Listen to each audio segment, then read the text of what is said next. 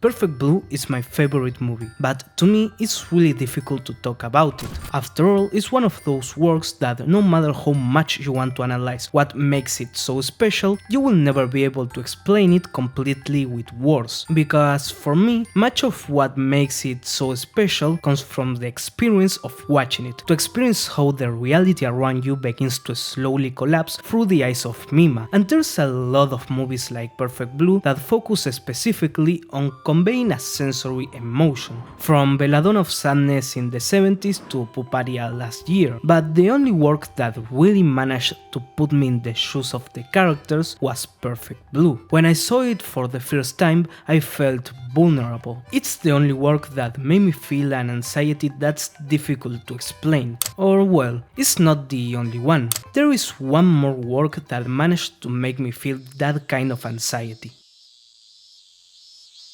Alien 9 at first glance is the farthest thing from Perfect Blue that you can find, but they share something in common. Both anime are about a girl adjusting and fighting against reality, but while Mima has to fight against the reality that she creates in her mind, Otani fights against an imposed reality and her responsibilities. In short, the anime is about how our protagonist is forced after a vote to be part of the school team that is in charge of fighting against different aliens that come to schools and attack people. But to stop them, the girls have to put these things in their heads, and if those things detect that the girls' lives are in danger, they...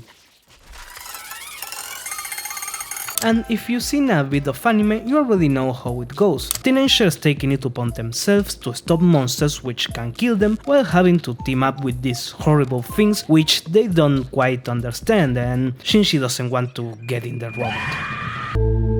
But what makes Alien 9 different is the context. While for example Shinji is the chosen one who has to fight against the angels or else the whole city and the world will be destroyed, in Alien 9 being part of the anti-alien squad is just another school activity that just happened to be imposed on our protagonist, so it's treated as such. For all purposes, people saw what was going on as normal, something a kid should just do. And it's not coincidence that our protagonist is going through her last year of elementary school, a time when you enter puberty and both us and everyone around us starts to change as more responsibilities appears in your day-to-day life. This change for someone who really feels like they are falling behind can be quite scary and...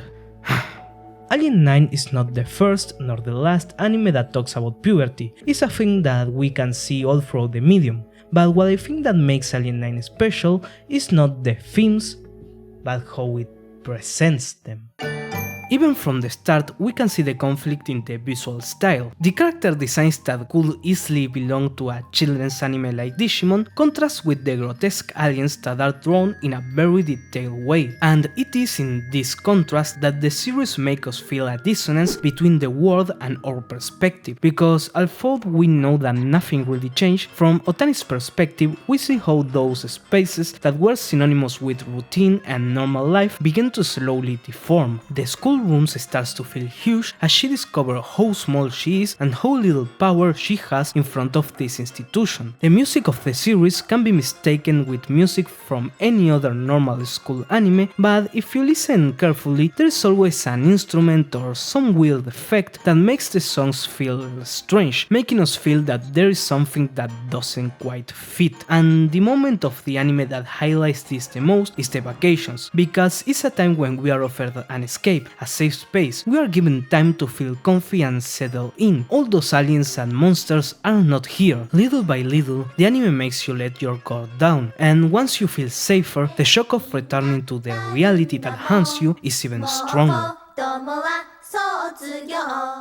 Everything is made so that, like Otani, we feel how the world slowly feels more alienating, but also indifferent, as if nothing out of the ordinary is happening. And really, if you step back from the literal part of the series, what's happening is nothing but ordinary, just a girl growing up with certain anxieties. There is an anime-only scene during the vacations that gave me a little shock of reality. While the girls are doing a courage test, Otani gets scared when she thinks she saw an alien, and both Kumi and Kazumi come to protect her, but it it turns out that it was just a squirrel. And this is a small moment of sanity among the madness, a moment where everyone felt the same, and we are shown that many of the fears that one tends to have on this stage of life are mostly about things without that much relevance. Alien 9 is an anime that tries to shock through contrast, but just as that dissonance with reality could make me feel a kind of anxiety like Perfect Blue, also these little moments of lucidity made me feel a calm